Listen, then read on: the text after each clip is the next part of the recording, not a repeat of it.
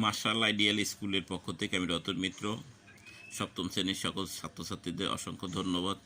আজকের আমি আলোচনা করব একটি মডেল কোশ্চেন সম্পর্কে। মডেল কোশ্চেনটা হলো ইউনিট 4-এর লেসন 4B। ইউনিট 4-এর লেসন 4B। তো আমরা ইউনিট 4 পড়েছি, এখন ইউনিট 4-এর এই লেসন সম্পর্কে আমরা একটু দেখি প্যাসেজটা অর্থাৎ প্যাসেজটা কী আছে একটু পড়ার চেষ্টা করি।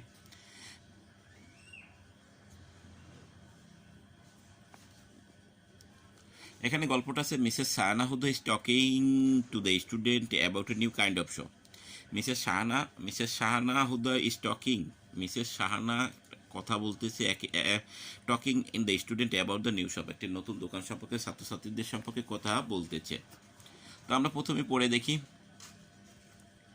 Shahana, you can buy any stationery item like pen, pencil, notebook, clipboard, paper, in fact everything you need.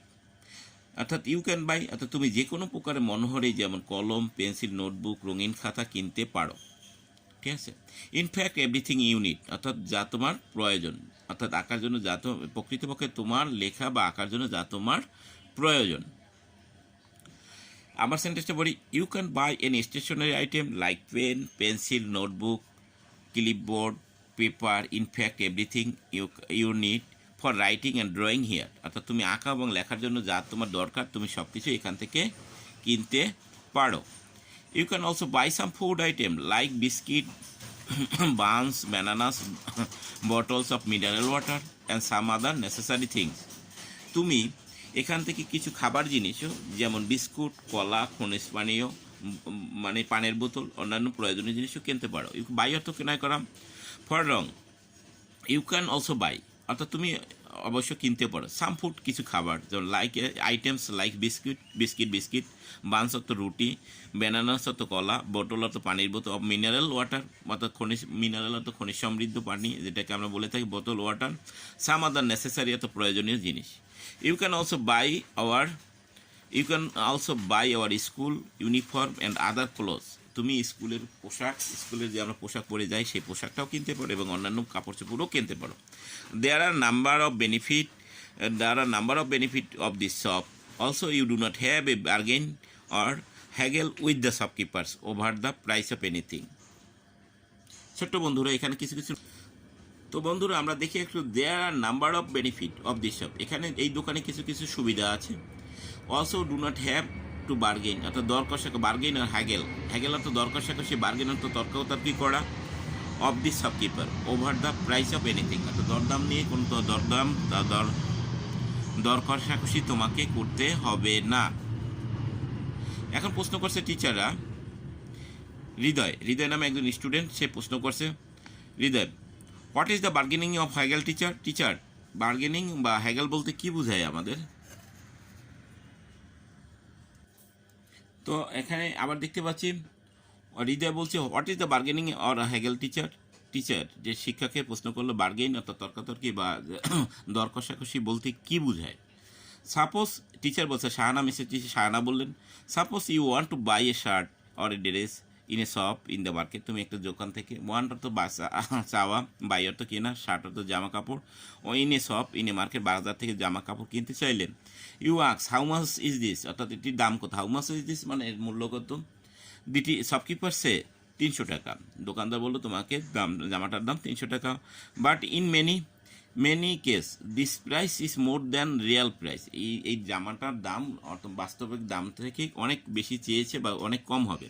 So you offer 200 টাকা আর ইভেন 200 অর লেস অর্থাৎ 200 অথবা 200 কম বলতে পারো। The shopkeeper says no I cannot sell it 200 টাকা। দোকানদার বললো যে না, আমি 200 টাকা বিক্রি করতে পারবো না। দেন ইউ অফার 225 টাকা, তখন তুমি দোকানদারকে অফার করলে 225 টাকা। অ্যান্ড হি মে স্টিল সে, তিনি তখন বললেন, now I will be also loss for me, হ্যাঁ আমার জন্য অনেক ক্ষতি হবে। লস অর্থ ক্ষতি হওয়া।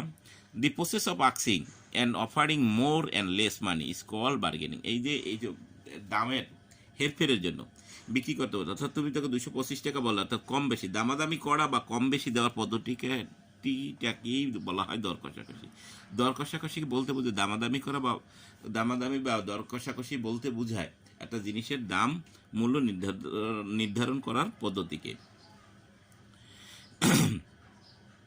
This process of asking for and offering more or less money is called bargaining or haggling. It goes on until you both buyer and seller. এই পদ্ধতিটা এতক্ষণ পর্যন্ত চলতে থাকে যখন একটা দামে একমত না হওয়া, অর্থাৎ বিক্রেতা এবং ক্রেতা একমত না হতে, বায়ার সেলার হতে বিক্রেতা এবং ক্রেতা। Again, the price. It goes on until you both buyer and seller agree or price. Say 250 টাকা, 250 টাকা. In this case, the price is acceptable for both you. যদি 250 টাকা বল, একটা দামে একমত হওয়া, ধরুন এই ক্ষেত্রে 250 টাকা বললাম, এটা হলো দুইজনের মূল্যের মধ্যে সামঞ্জস্যতা অর্জন করা। এখন this price is acceptable both you.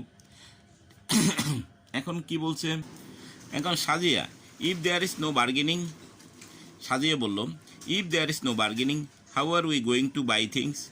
সাজিয়ে বলল, দর কষাকষি, সাজিয়ে বলল যদি কোনো দর কষাকষি না হয়, if there is no bargaining, অর্থাৎ যদি দর কষাকষি না হয়, আমরা কিভাবে জিনিসপত্র কিনব। শাহানা বললেন, you do not need bargaining, তোমার কোনো দর কষাকষি করতে হবে না। It will be fixed price of, ইহা দর কষে, ই হবে একটি দরের দোকান, একই দরের দোকান। ফিক্সড প্রাইস মানে একই দরের দোকান।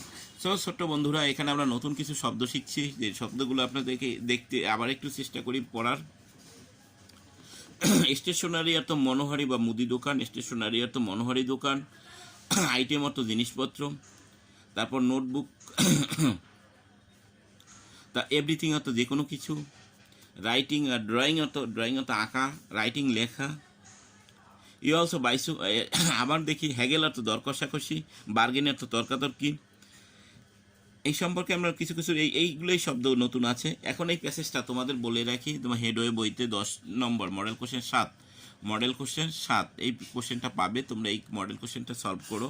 আশা করি তোমরা এই সপ্তাহে এই কোশ্চেনটা সলভ করো। নেক্সট উইকে আমি আর একটা মডেল কোশ্চেন পড়াবো, সেখান থেকেই তোমাদের পরীক্ষা থেকে আসবে মডেল কোশ্চেন 7। হেডওয়ে বইতে আছে। টোটাল মার্ক হলো 80, সিন প্যাসেজে থাকে 40 মার্ক। 40 মার্কের মধ্যে এখানে থাকে নাও দ্য চয়েস কারেক্ট, 10টা শব্দ অর্থ জানতে হবে। সেই সব 10টা শব্দটাকে আমরা লিখবো। আমরা দেখতেই পাচ্ছি এই যে মডেল কোশ্চেনটা কি আছে। এবার বি সেকশন আছে স্টেশনারি আইটেমস কি, এখানে যে 10টা প্রশ্ন আছে সেটা আমরা দেখব। তো বন্ধুরা 2 নম্বরের আছে read the following text and answer the question. Read the following text, এখানে একটা গল্প রয়েছে, সেই গল্পটা পড়তে হবে। গল্পটা করে 5টা প্রশ্নের উত্তর দিতে হবে। 5 দুগুণে 10 মার্ক। এই 10 মার্ক পেতে পারি আমরা। যেমন এখানে প্রশ্নটা আছে টুডে শাহানা, আমি দেখতে পাচ্ছি যে today I am going to tell you about a new kind of shop. অর্থাৎ যে গল্পটা আছে সেই গল্পটা দিয়েই প্রশ্ন করা হয় 5টা। 5 দুগুণে 10 মার্ক, 2 করে থাকে প্রত্যেকটা নাম্বার। আমরা চেষ্টা করলেই পারবো।